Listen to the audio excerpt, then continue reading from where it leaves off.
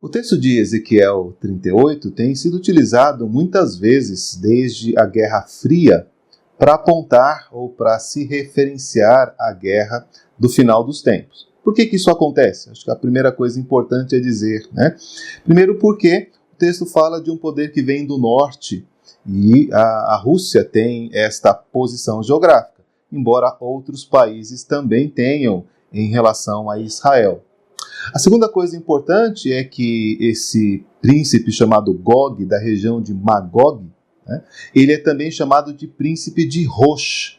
E então essa similaridade com o nome Rússia também tem sido apresentado como uma razão que vai estar relacionada a esse tema.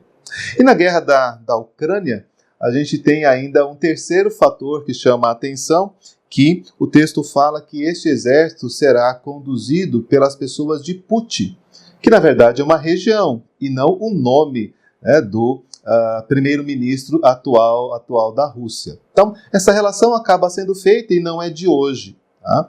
Mas o que acontece, o que é importante a gente entender nesse texto de Ezequiel 38? Primeira coisa é que nós não podemos fazer esta associação porque se fala de uma invasão a Israel.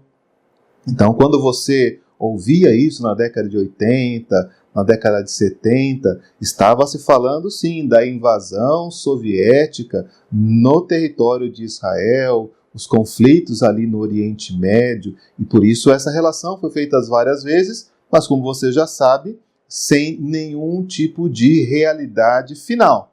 Afinal de contas, ainda estamos por aqui 50 anos depois. Tá? Então, a invasão da Ucrânia não está descrita nesse texto. Primeiro, porque fala da invasão de Israel.